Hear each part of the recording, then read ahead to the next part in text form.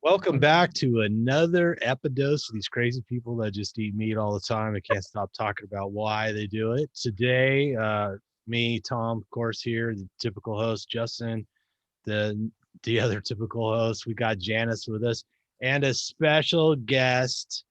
We're welcoming Ashley Noelle, Coach Ashley Noelle, to the Meat Mosaic to tell us her story and give us her perspective on the carnivore movement. So, welcome to Meat Mosaic. And why don't you tell us a little bit about how you discovered carnivory?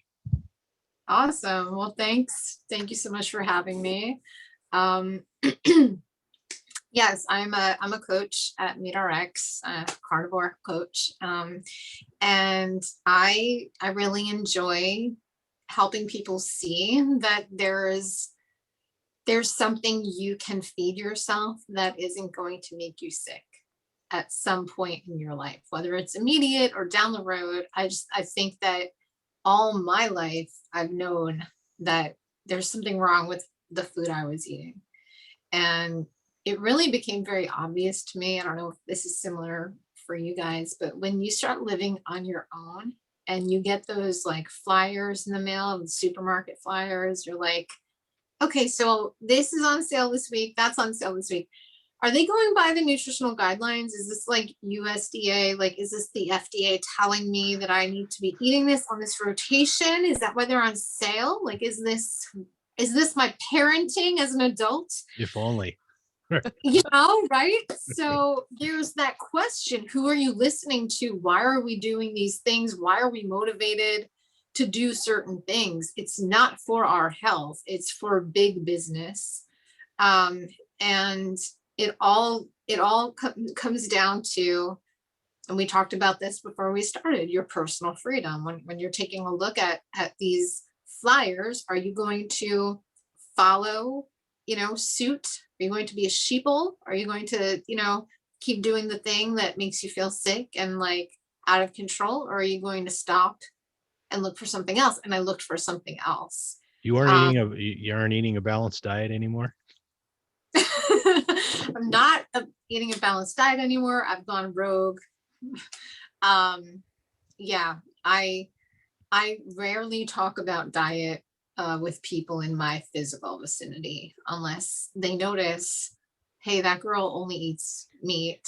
Like I just moved into a place and I have people asking me, so do you eat anything else? Like, no, I have my air fryer and I have my meat. I have my salt. I have my coffee. I drink Zevias. I drink a little bit of like gin and soda water sometimes. And yeah, I mean, those are like my basics. If you drink gin, you must be located in the UK, right?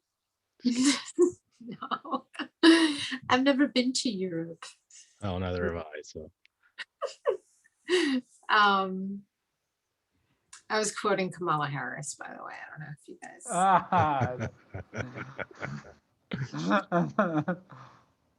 Um, so yeah, okay. So why was diet so important to me? Ever since a very young age, I had issues with gut bloating. I had trauma to my belly when I was about 5 years old. I sustained bodily injuries between about 5 and 7 because my caregivers were just like really horrible people. I had chronic inflammation from injuries. And the injuries in my gut were really bad. And it developed over time to a point where my immune system kind of crashed. And I was, I would have to describe it like my immune system was always active, maybe not crashed, but always active. I always had swollen glands. I had to get my tonsils removed when I was 12. I was always sick with strep throat. Major depression hit me when I was about 10, 11, 12, wouldn't be able to get out of bed. They put me on medication for depression at that time. and I didn't want to go on the medication at all. I had been taking so many antibiotics through the years for the strep throat that my gut was becoming distended anytime I ate anything.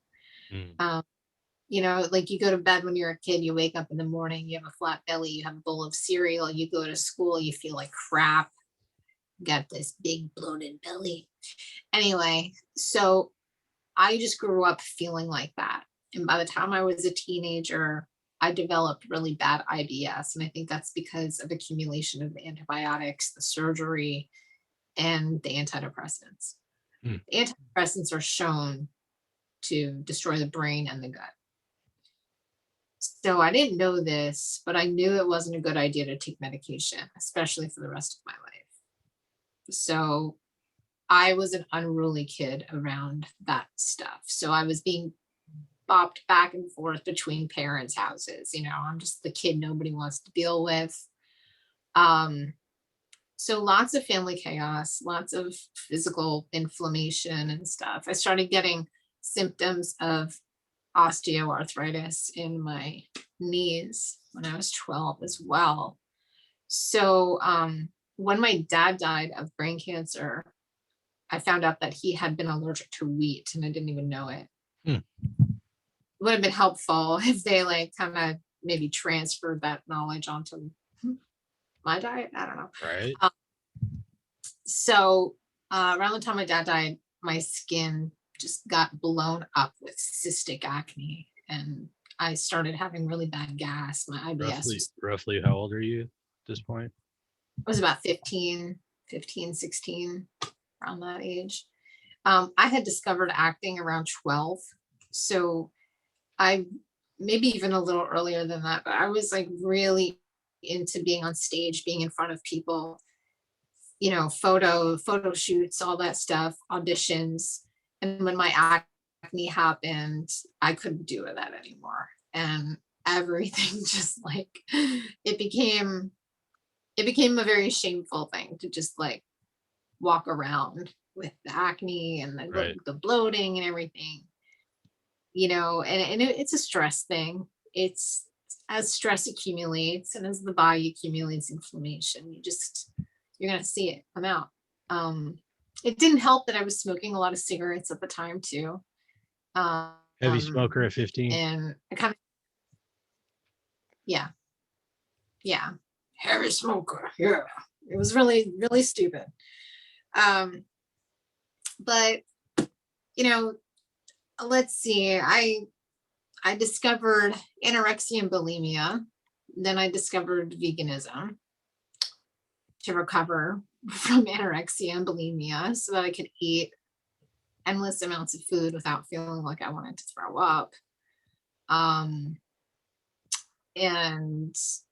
you know, that didn't exactly heal my conditions. It healed them a little bit because it was kind of like a mimicking fasting thing for a little while, but So it was better than the diet you were on before.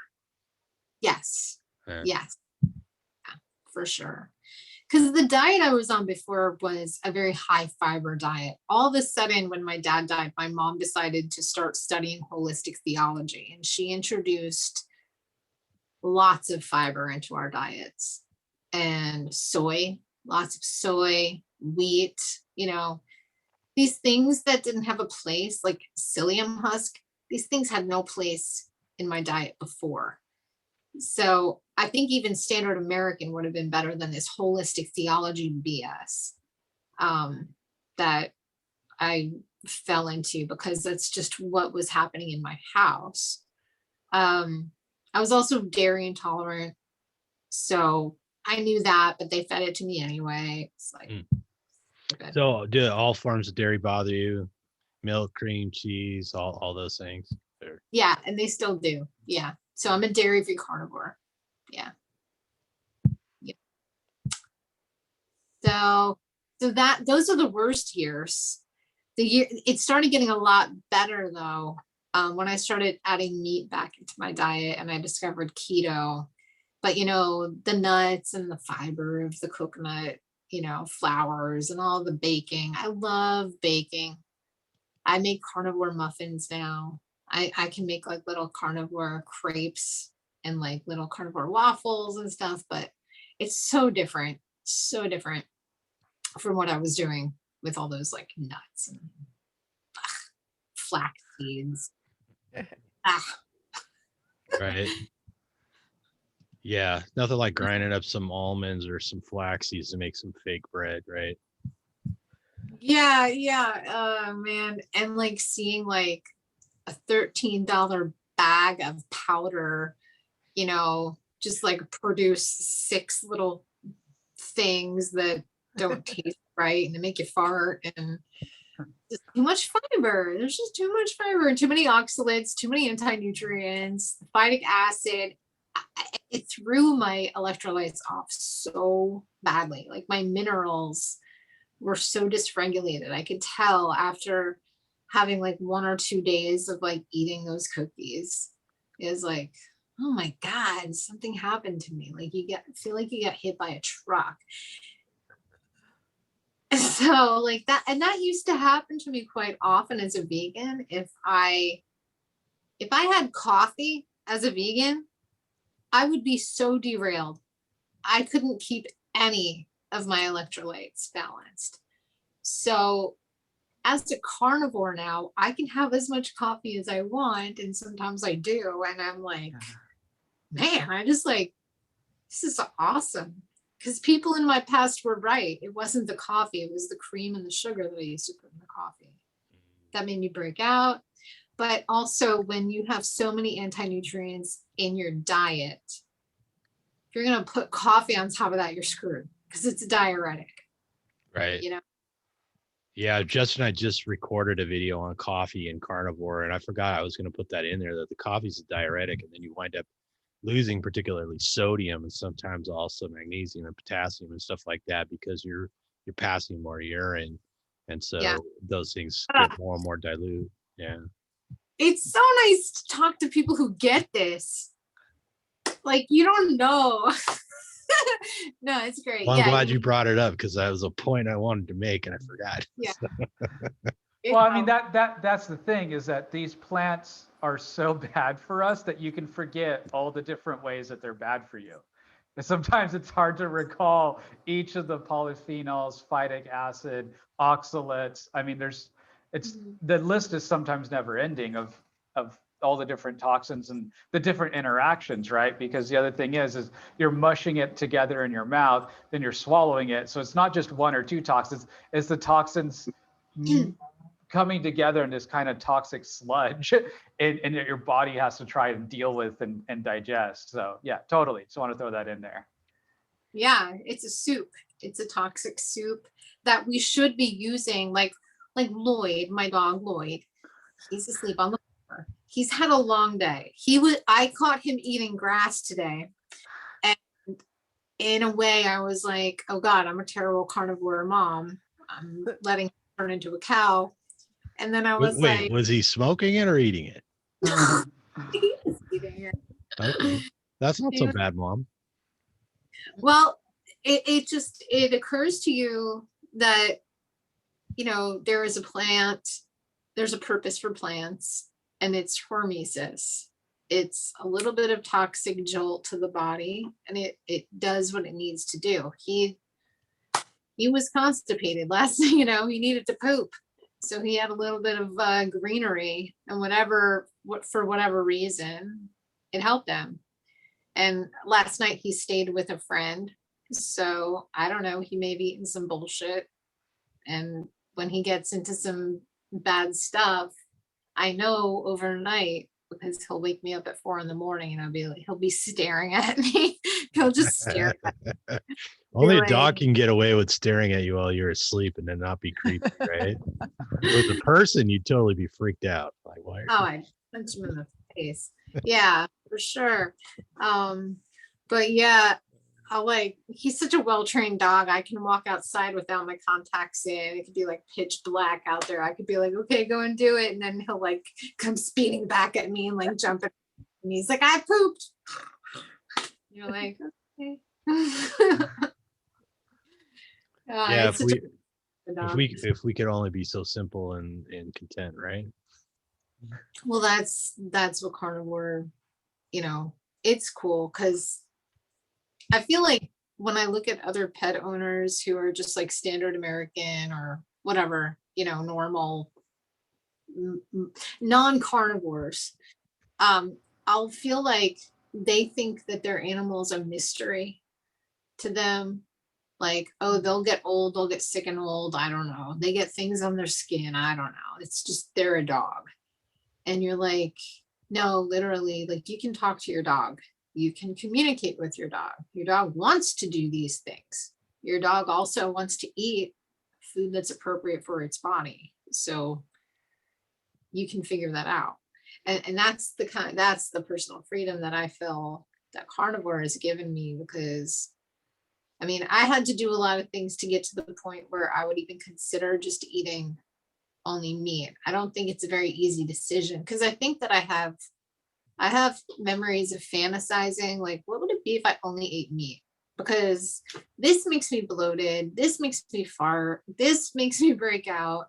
When I eat them all together, I pretty much want to die. And I remember one night being like, what do the strongest people in the world like eat? They usually eat like eggs and beef. They're Yeah. they're bodybuilders, they're weightlifters. And I feel like, well, that's ridiculous. I couldn't afford something like that. And it's true.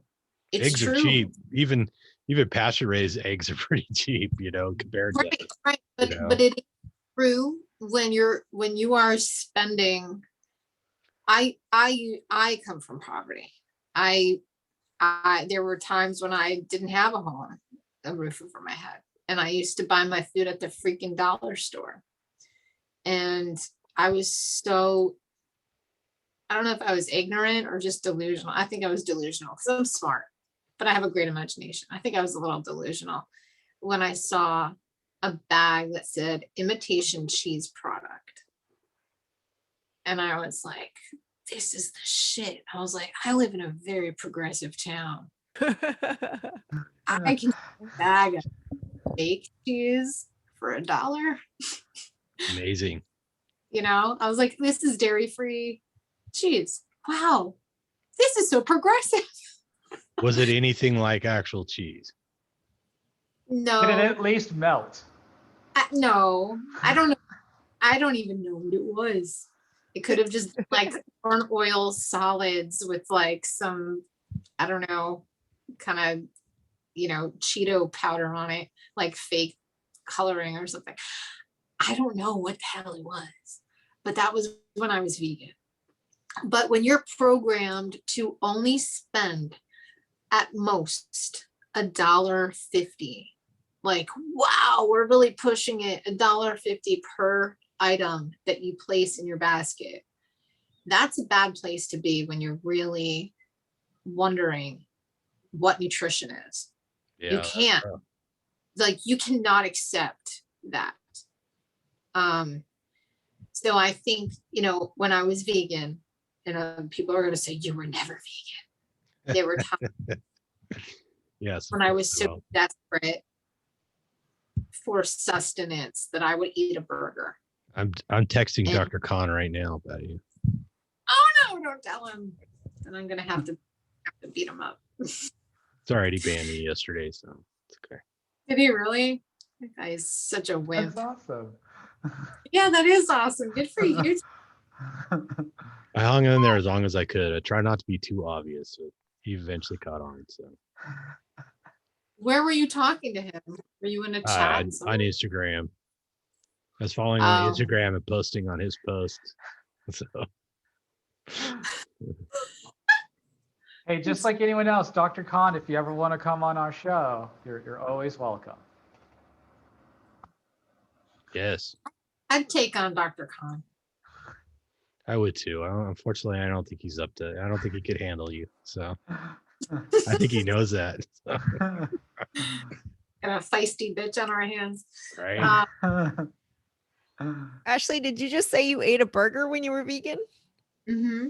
Because you were like craving, you were desperately. I would, yeah. It was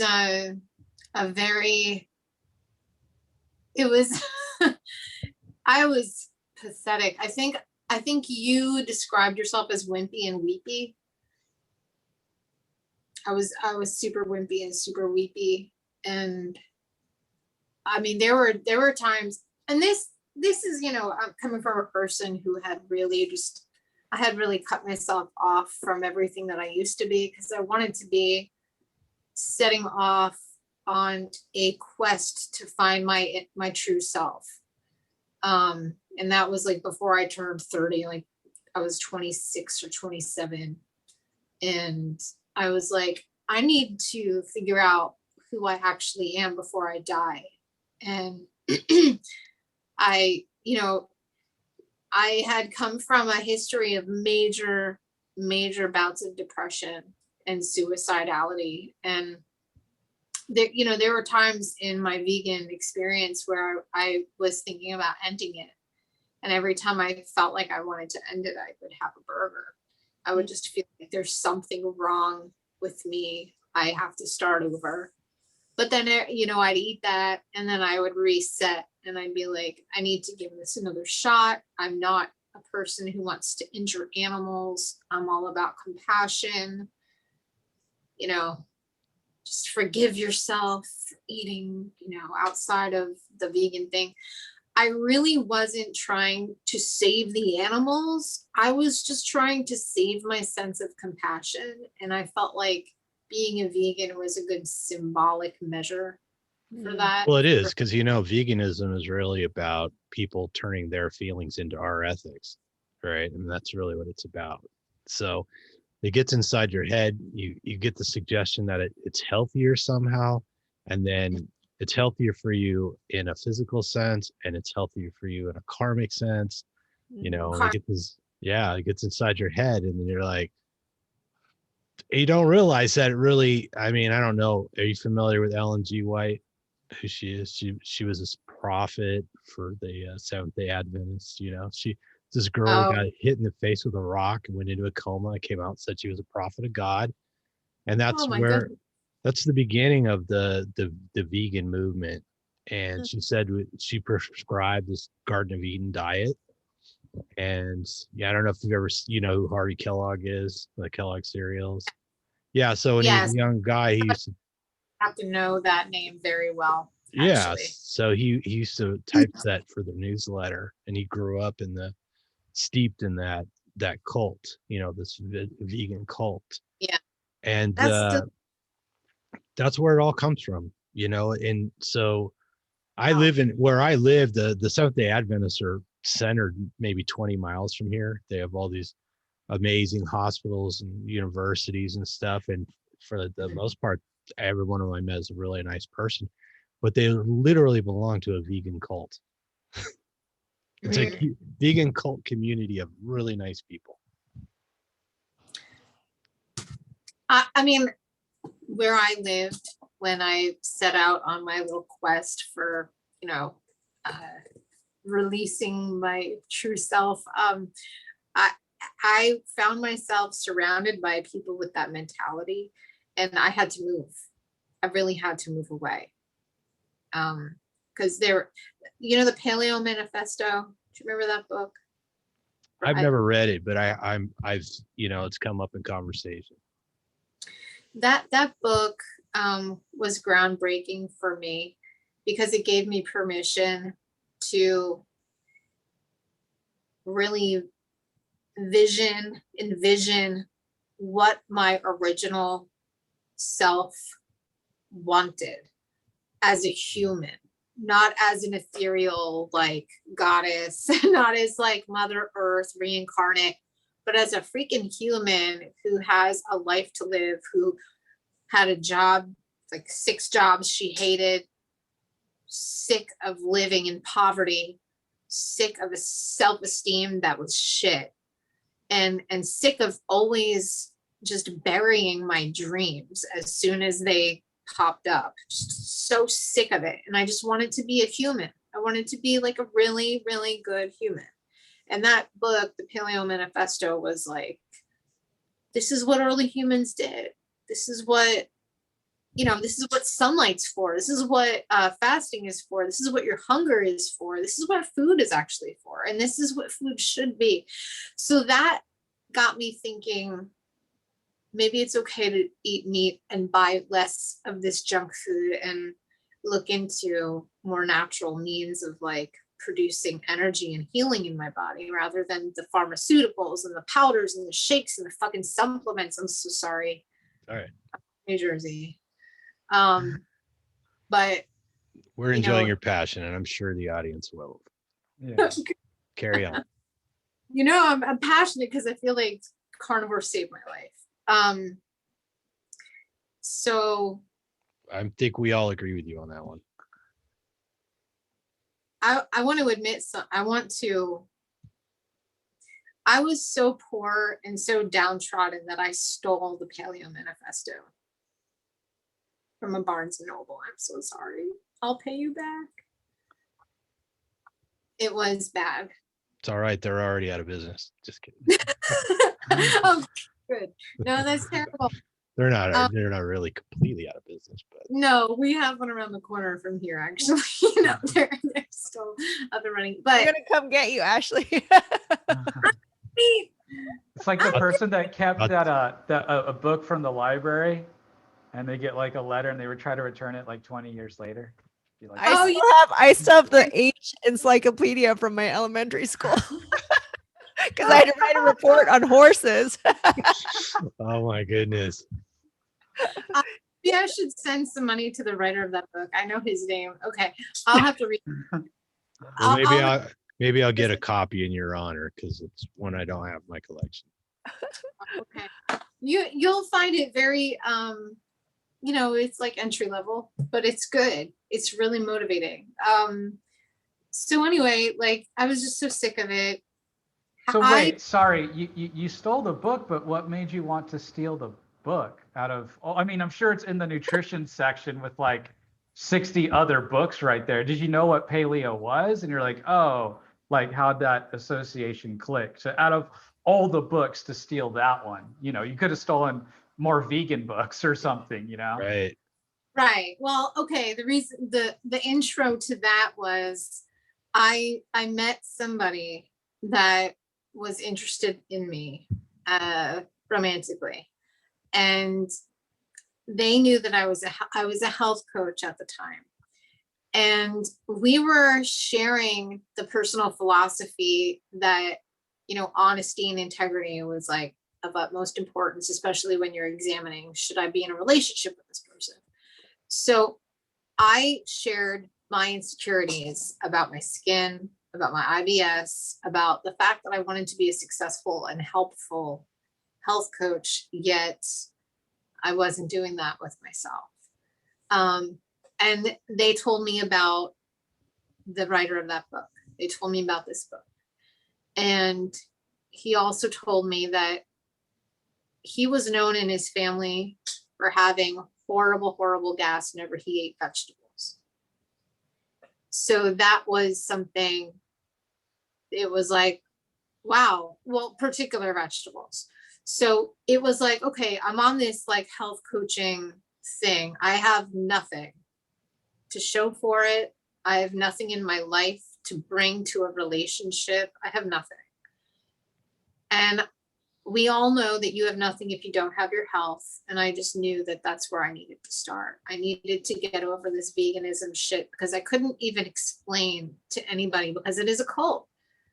I couldn't explain why this was nutritionally sound advice to follow and why meat was not preferable for the human diet. And now I had worked in grocery stores. That's why I had no money. I was always spending on my own food. I worked whole paycheck. I worked at Whole Paycheck. I worked at Trader Foes. I did all that knowing full well that all the ingredients are the same. It's just some sawdust and sugar with some like canola wax, and I just started waking up. And that was the summer of 2014. I started waking up hardcore. I started doing hit exercising. I started spending money on food. I got a really good job as a karaoke hostess out on an island. It was freaking awesome. But I was making money so I could buy meat. I can now afford meat in my diet. And before it was like, oh, I could get a bag of chips and eat a bag of chips and like some hummus on some stupid discount that went back. Now, like, that's not how you eat. You eat like a grown-up, you eat like a responsible human being, and it just propels you into responsibility. So that's my story. Well, But it doesn't end there. well, when you were talking about figuring out who you really are, who you're really meant to be, and then it made me think. I've had this idea that when we're not eating meat, we're just fighting our biology, right? And I think our biology, our bodies, is one of those inner voices in there, those sort of quiet, sort of not necessarily clearly understood or well articulated voices inside as their bodies just saying, man, you need to eat that meat. I know the rest of the world is telling you not to. They're, bacon is the devil or something, and steak's going to clog your arteries, but you're inside, there's that turmoil, there's that, oh, I got to eat meat. And I wonder, like you were saying, it's like you would get really depressed, and you'd even think about suicide, and you go have a burger and it would reset you, and it's like, maybe that's that craving for that burger or whatever, that sort of alternative. Well, if I'm going to end it anyways, I might as well have a cheeseburger. Maybe that is that quiet voice that our biology, manifesting itself. I feel like the body is slowly disappearing. That's what it felt like. And I learned about the bilipid layer of the cell membrane, which consists of fat, cholesterol, and these layers act as identity tags inside of your fucking body. So it's part of why your kidney can't survive in somebody else's body without you lowering your immune system. Your cells communicate to one another to let it know that it's supposed to be in that body. And I think that we're destroying that bilipid layer by replacing it with vegetable oils and with no oil at all sometimes. And I think we're literally disappearing. That's kind of what it feels like. You're just like off a cliff, Yeah, well, I think it's well understood that things like the hydrogenated vegetable oils actually replace some of those lipid-like materials, cholesterol-like materials in the cell walls, and then it causes them to malfunction. And a lot of that material doesn't break down in our bodies naturally, so it can be with us for years. It can actually just keep accumulating, and it's sort of like having a bunch of recycled trash mixed in with everything. So things stop functioning the way they should. Mm-hmm. Yeah, and I think it's a big part of it. A big part of it is not just brain function, but I think it is a holistic cellular malfunction of communication. So yeah, I felt like once I ate meat, my body could talk to itself again and kind of like feel like it's all one piece. And I think that, I mean, this may be a totally different topic of conversation, but I mean, I'm not taking any medication now. And at a time I was taking 10 to 14 medications at once. And that's a lot of fucking meds. Sorry, but that is too much. I mean, that is just absurd. And what age were you taking 14? I mean, because we know people in their 60s that take 14 different medications, but a lot of people don't, which is also not good for them, right? Probably worse for them, right? But you don't hear the stories enough about the when you're younger and on that many medications. So I just want to take a second to hop on that point, because this could be how it was for me. You take one thing for the depression or for the the sinuses or something like that. Then you end up with like some sleep disorder. Then you have to take something else. And then, well, now you're sleeping too much. It's always just like balancing act. And that's how you end up with 14 medications. Because every time you take something, it has the side effects, supposed side effects, when they're just effects of the medication. And then they have to add on another medication for effects, but then that has another, so it just cascades, right? Right. Yeah, it's a mess. It's a mess. They're all counter. It's like, oh, we'll take 3 for 2, 1 for 5. It's a mess. But yeah, I was in my mid-20s, and I was getting ready for a kidney donation. I was getting ready to be a donor. And I was realizing that I was on so many medications, and I really wanted to come off of them. And I started looking into veganism for that very reason at that time. And I became vegan before the donation. And I shouldn't have done that because it took me so long to heal from that surgery. Wow. Yeah.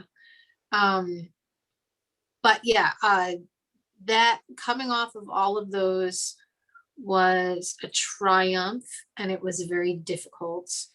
I had to stop going to school. I was in my second attempt for massage school at that time, and I had to stop studying because I couldn't take, the condition that unfortunately Jordan Peterson just kind of survived. Akathisia. Akathisia, that is real.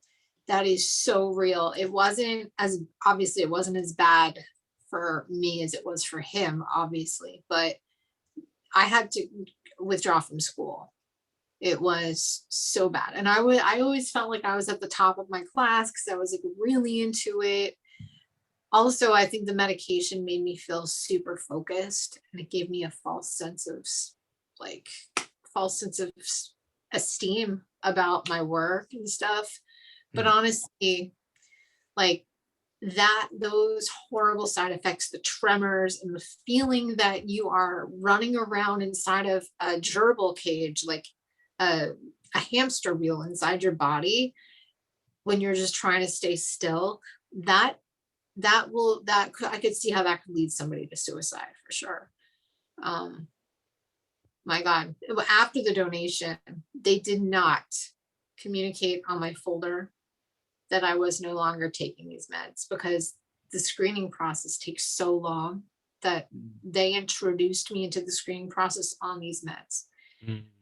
Off of them with help from a doctor. Well, I think I accelerated it, but my doctor was on board and aware of it. Did not communicate that with my folder. So they were feeding me the meds again after the donation. So it was like, I have to be super adamant about what I want in my care, and everybody needs to be, but in order to do that, they have to understand what is at stake here. And a lot of it is the brain function that I'm most concerned about. And of course, the gut dysbiosis, I think that is becoming more well known from these meds. But anyway, so yeah, lots of meds, mid to late 20s. What happened you mentioned that you had anorexia and purging, disordered eating in your past. So what happened when you went meat only to the just your relationship to food and your body image, all that stuff?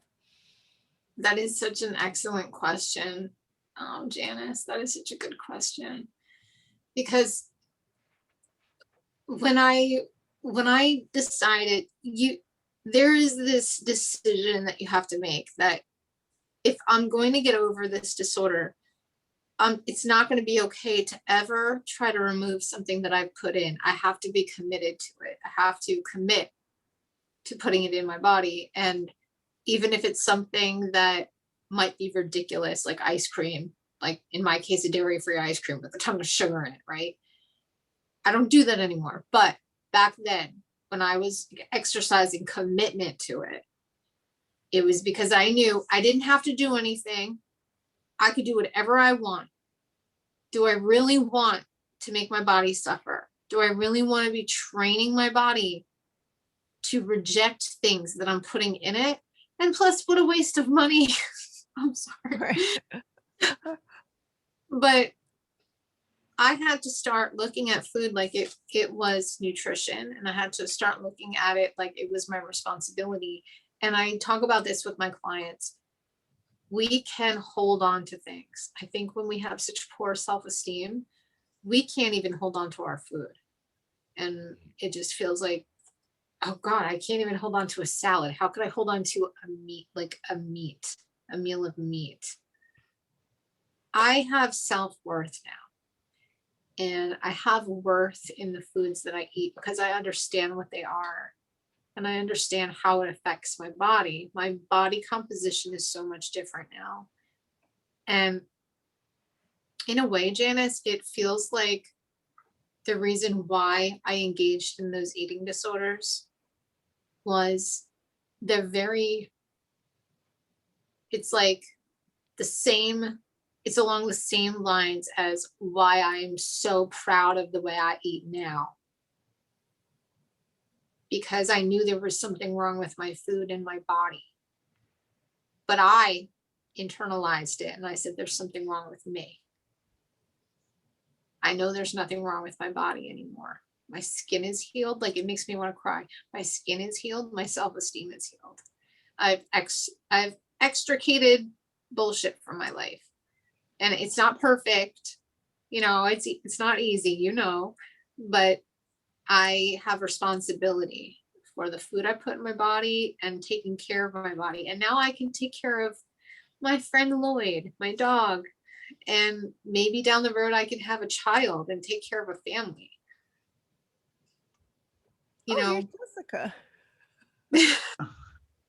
Jessica's jumping on, I guess. Yeah, I totally hear you, Ashley. It like totally tracks.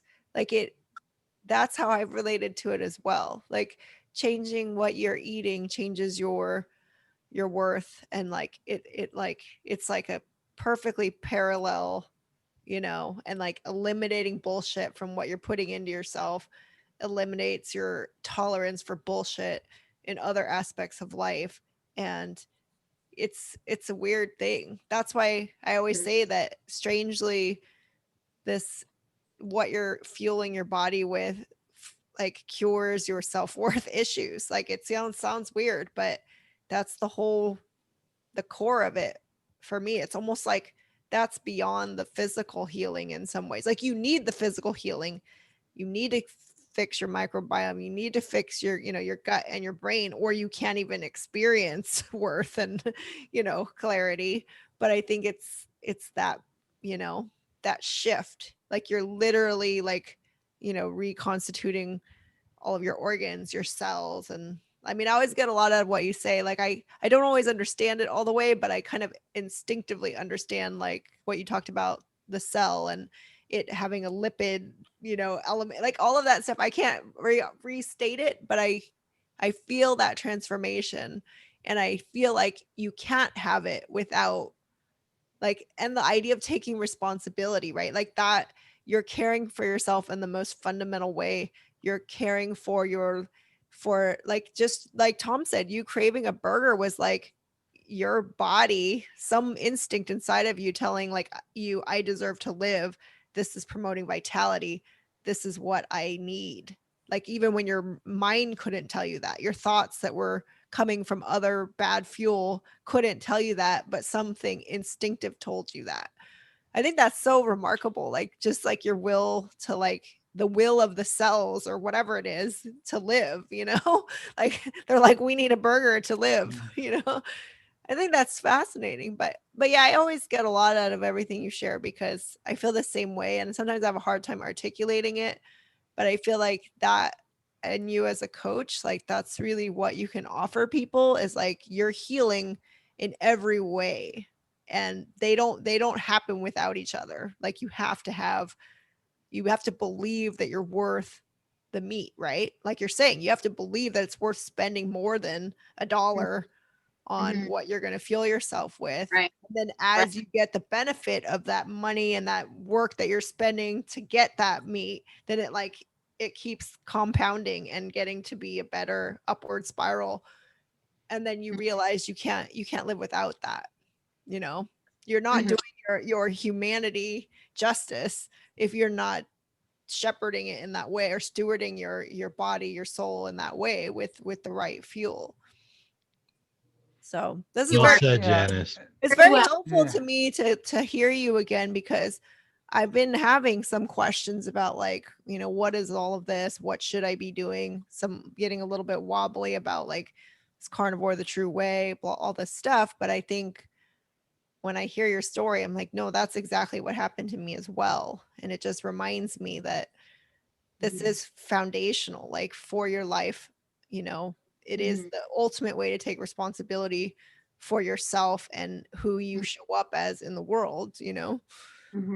So it's Yeah. not something to be taken lightly. It doesn't mean that you have to, like, obsess and get all crazy on it, but you Mhm. also do have to take it with that much significance. Like, what those choices you make are going to affect everything. So Yeah. It's it's a meat mosaic. It's it's huge. Well It's said. huge. So huge. You Thanks. know, finally, Well, I never understood what the meat mosaic was, so you just said that. I was it talking to works on many different levels. a friend who's a well-known carnivore, and all over social media, and I was like, I feel like I'm repeating stuff, rehashing stuff, and talking about stuff other people talk about. And he said, look, people are still asking me the same questions that they were from day one sometimes. Mhm. And a conversation like this reminds me of how many layers there are. How many systems are there just in the body, right? And then Mhm. how much is there just to go into the understanding of food and what food does to our bodies. And then there's this whole psychological aspect of it, right? It's like there's a lot of layers to it, everything from the inundation of bad information that we grew up with to all the other inputs that we incur as human beings. They are all tied into making these changes, and the sort of deep-seated mechanisms that tug us one way or the other. And the only way to work through it and to understand it is to keep talking about it and rehashing it, and even defining a new vocabulary for it, right? Because in a lot of ways it's kind of new territory. Mhm. So Absolutely. Absolutely. Yeah, I appreciate that you can see the depth. I mean, it takes depth. It, as you can see, it took me a very long time to come to terms with, certain things, and it's deconstructing, like, my belief systems, and it takes a long time. You can't do that. I couldn't do it just over the internet looking up information and getting inspired. I had to prepare myself for Lloyd. somebody's awake. he's awake, he's ready for his meat. Like, quit that zooming. I'm hungry. Yeah. Like, Mama, it's time to eat meat.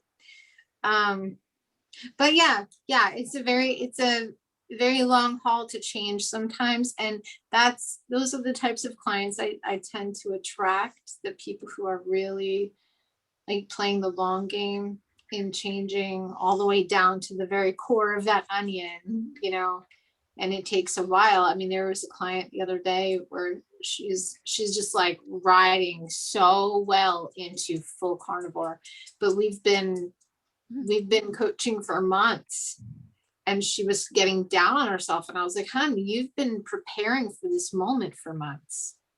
You can't rush yourself. You've been working hard for months in order to get here. And some of us take longer. And I think it has a lot to do with our childhood history and stuff, our injured inner child, stuff. So Sure. Yeah, Absolutely. and when I'm coaching and doing it, it finally really hit me, or you know, it's all cliche and stuff like that until you actually see it and you're an active participant. But Mhm. you know, it's people feel like they can't love themselves until X, or they're not worthy until X. And I always tell my clients, you have to flip it the other way.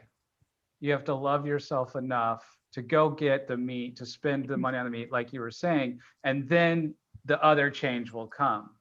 You can't hate yourself and want to spend more money or treat yourself well at the same time. You can fake it, you can kind of move for a week or two, but eventually the dark thoughts are going to come back. You're not going to believe you can do it. You can believe that you're not worthy to do it. You don't deserve the good health that's on the other side, that's going to take time.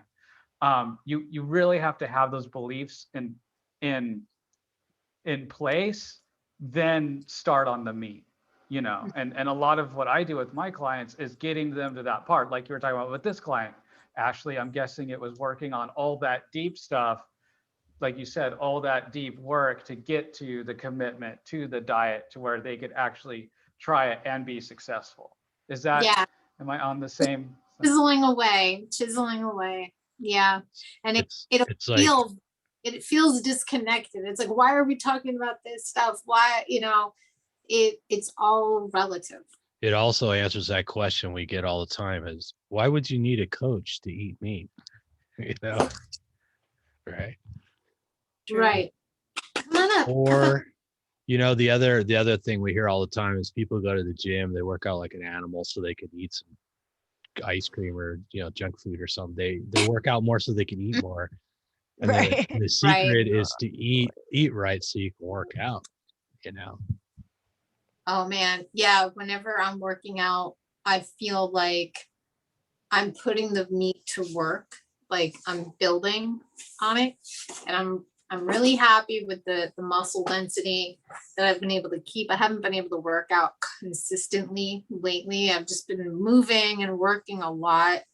But I did this little challenge for Instagram. I was like, you want to see how easy I can build muscle? And I did, like, I don't know, just a couple weeks of like regular weightlifting. And I got some really dense muscle, and it's stuck around. Like, I can see that I'm not as, like I've probably gained like 3 or 4 pounds, which is fine. Like, I'm not even like concerned about anything like that. I just feel like my body composition is so much more natural than it used to be. And that meat that I eat, it's like, okay, now we got to build the body with it. It knows what to do. The food knows what the body knows what to do with the food. For sure. I So like how you said that. Sorry, go ahead, Justin. Sorry. Oh, go ahead, Janice. You first. Well, I was just going to say to what you said about, I've gained some weight, like, and I'm also working on trying to build some muscle or whatever, but Whatever. I just feel like I'm a lot more comfortable now. Like when my weight does fluctuate some and I will gain weight, and I feel like Ashley's saying just more natural. I used to be so obsessed with being skinny, but it was coming from that place of just like obsessive thinking of trying to be, but I feel like my definition of what health is and how I experience my body is so different now that I'm okay with being bigger, and it's like I would have never in a million years thought that I would feel okay that way. But I just feel like I trust my body more. I do think it does know what to do with the meat, it uses it for either healing or building.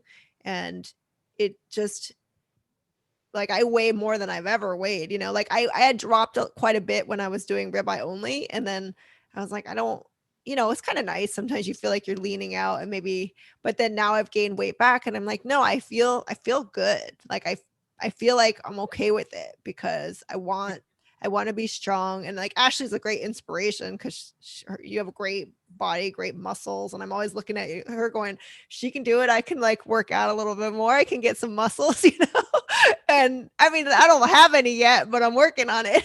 But I just think it's so for women, to just like being skinny doesn't mean you're healthy. Right. And if you feel bad about yourself, it's like no matter how skinny I was, I would still feel bad, and I would still feel And that's a horrible place to live. Just Right. feeling like all you're striving for is to just achieve some ideal of being skinny, but then you don't feel good about yourself, and it's like you don't feel strong, you don't feel confident when you walk around, but you're Yeah. skinny. It's Yeah. like, well, big whoop, Yeah. I used to compare myself a lot to other people, especially on TV. And I haven't had a TV in over 10 years, and I'm very happy for that. I used to compare myself to the wife in King of Queens all the time. Oh, the Leah, whatever Yeah, her name is. Leah Remini. Yeah. and I'd be like, At least it wasn't Peggy from Married with Children. I don't know if that would be a good comparison or not. she just had a lot of like the same mannerisms as me. And I'd be like, how does she look so good? And then like a couple months would go by, and then she would have gained like a ton of weight. Like her weight fluctuated a lot. Yeah. And I can't believe how laser sharp aware I was of this stuff. It's like, that's none of my business, her weight. The way she looks has no, like, I should have nothing. I'm like, why are we watching TV like this? Like, why do I watch TV where I'm just trying to define my life based on somebody else's life? And my look has to be hers. I don't know if you noticed this, Janice, but I could give a shit like what other people look like. Like, I am so comfortable in my being that it's not even about, it's not about it. Like, I'll put like workout clothes on or whatever, and I don't feel like I'm promoting a sexiness or anything like that. I'm just okay. It's okayness. It's like okayness. Right. And I think it's helpful to remind people that, obviously weight is just a number. And like you said, being skinny doesn't mean you're healthy, much less healthy or are able to get much done. And it's really about body composition. And when you realize that that's two components of, fat and muscle particularly, then you have two things to work with, and it's not so limiting. And that if you're always working towards muscle, then the other one always gets better on its own. And really, that's the demarcation between people who survive into old age and not. So if you're agile and you have strong legs, you're much more likely to survive. That's the bottom line that a lot of people aren't aware of. If you're over 55 and you fall and break a hip, you've got about a 50-50 chance of not surviving the recovery from that. So that's not that old these days. your muscles, your muscles move and protect your skeleton. So, and all your other organs, right? Except maybe your brain. Yeah. For sure. Well, this has been a great conversation. I think we're getting short on time here, but I really appreciate you coming in. I got 3 more. All right, just real quick. Ashley, okay. So the big 3 controversies in the carnivore community. The big 3? Fasting, organs, and ribeye or New York strip. It's not grass-fed versus grain-fed. Oh, that's a good one. That's the 4th one. That's a runner-up, number 4. Yeah. Feel free to speak on them all. Okay, so the first one was fasting. Yeah. It was the one. Oh, okay. I think that there is a time and a place for fasting. I don't think that it needs to be part of everybody's protocol, especially if they're not completely carnivore. I agree 100%. Yeah. If somebody is completely carnivore, I think they're more dialed into how their body's hunger hormones really are versus anxiety or just hunger in general. Like anxiety and hunger and thirst, they can kind of like get confused in my personal experience. So I think that as a full carnivore, it's a lot easier to determine when it's healthy to be fasting versus when it's not. And otherwise, I think it's hard to determine if it's appropriate to fast or not. I think it's also a much more peaceful and stable experience fasting as a carnivore You can do it a lot longer. I can do it a lot longer. And I can also feel okay about breaking a fast with meat versus, am I just craving that, I used to eat a lot of like date nut bomb things when I was a vegan. It's like, you would crave that if you were trying to fast. You'd be like, I just need a little bump of sugar. You don't need a bump of sugar. As a carnivore, you're just like, I might be ready to eat. I don't know. It's just more natural. So yeah, I think that it's better for hunger hormones. So therefore it makes it easier to fast if you need to, not necessary. Then when it comes to organs, I like having liver, and I eat liver cooked in onions. I don't eat the onions. I like liver. It will put me into ketosis really quickly. So if I want to fast, I know that if I have a bunch of liver before I start my fast, it makes my fast a lot easier. So I use it as a tool to do fasting. That's an interesting tip. I wonder how many people that would work for. I don't know. And it's just something I noticed. It wasn't something that I read anywhere, something that I noticed personal to me. So I like doing that. Do you think it might be the nutrients, or, I mean, because liver is really not that fatty, right? No, it's really lean. Right. Yeah. So that's, I mean, that understands the being kicked into ketosis really quickly. Sorry, I'm just trying to think about this in my head real quick. Cow liver is really lean. Human liver may not be. We'll have to think about that another time. That's awesome though. Thank you. Yeah. That's a very interesting observation. Yeah. And let's see. The last thing was New York strip versus ribeye. Yeah. Or you could say the grass-fed versus grain-fed. Both. Ribeye or New York strip always. And I think that like during the summer when COVID, like during last year when COVID was like first destroying everybody's sense of security around food. Well, it did with me. I didn't think it was going to, but it sure did. I found myself stockpiling rice. And I was like, am I really going to eat this if it comes down to it? I was like, it has to be pretty bad Armageddon if I'm going to eat this. So it's better than starving, Right. Sure. So I started incorporating rice into my diet, and I did like it a little bit, but my acne got back. Eventually my IBS came back a little bit. And then I started craving oatmeal. And then I went full bore into oatmeal to cut this BS. I was like, okay, have oatmeal every day for 7 days. Do it. See what happens. I got really sick and I haven't gone back since. I've been a little carnivore. I love experiments like that. So yeah, well, it's exposure therapy. Justin, you probably can appreciate that term. Right. Yeah. So okay. I realized that I was spending a lot of money on organic, grass-fed.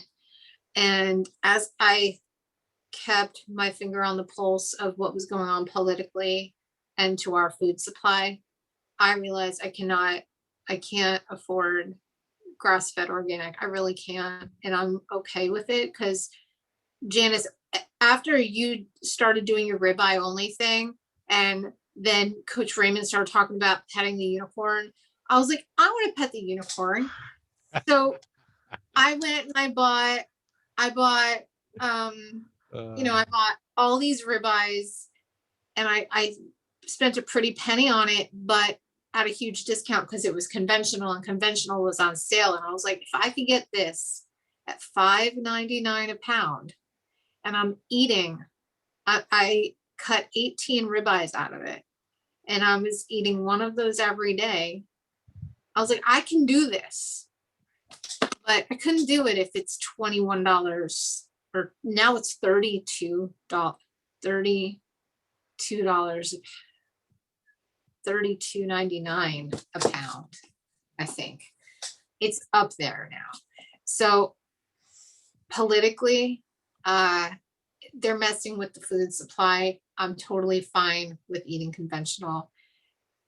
You don't The feel only- any different eating grain finished beef, right? Is what you're saying.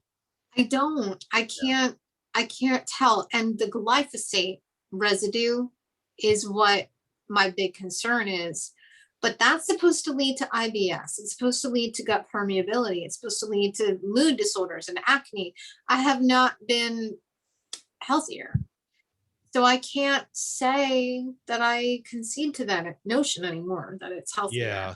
And I think most of us came to that same conclusion. Most of us can eat the grain finished because we just can't afford to buy grass finished all the time. I know I am. Sometimes I can get a decent deal on like grass finished chuck, and that's about it, or ground beef. But it could be hard just to get the other cuts, much less afford them. So as much as we'd all like to be eating grass finished, regeneratively agriculture raised meat, we're not to that point where we can afford it, and it's not as available as we'd like it to be. And it doesn't taste good either. I don't like it. I've only had one grass finished ribeye that Aaron bought when we went camping, and it was the only one that I was like, oh, this tastes pretty good. But the other ones I've tried, I was like, ugh. I got Butcher Box, and we've tried other, and I don't like it at all. I like the grain finish. I think, be honest with you, I think it's the grass. Diabetic cows taste better. I'm putting my stamp on that. I think the grass that the animals eat makes a difference in how they taste, and particularly from other parts of the world, the grass tastes different, so the animals taste different. That's my working theory. So, because I noticed when I was eating brains that Australian sheep brains tasted different than U.S. brains. Wow. I have an interesting grass making meat taste interesting. So moved over here to Missouri. My aunt raised cows for a bit, right? And she still had some of the meat. She's like, oh, here, have some steaks and all this stuff, right? And I'd go to eat them, and the steaks tasted like fish. That's the best way I could describe it. I was like, this is the weirdest steaks I've ever, and like I ate them, and like, you know, I thought they were rotten. I thought they were going bad or something. She's like, no, that's just the way it tasted from our cow. I was like, man, we need to do something about that grass if we're going to be raising cows, because that does not taste right. Fish grass. Yeah. It does have a yucky, fishy taste to me. I don't like it. Tastes gross. Gross. So do you guys think that the omega-3 versus omega-6 is an issue and the glyphosate is an issue? How are we? Well, I think they're like, isn't crappy tissue going to be produced from crappy food, and then you're going to put that crappy tissue in your body, and then you're going to make crappy tissue in your body? And I was like, I don't think I look all that crappy. You know. There's you probably get more exposure to glyphosate driving down the street past a crop than you ever would from eating beef or something like that. You know, so a certain amount of residue is on let's say they're grain finished, certain amount of it in there, but then the animals eliminate some of that, you know. So that's why we don't see elevated. I mean, there's no studies that shows elevated levels of glyphosate in people from eating beef. And have you ever heard of cattle being given insulin?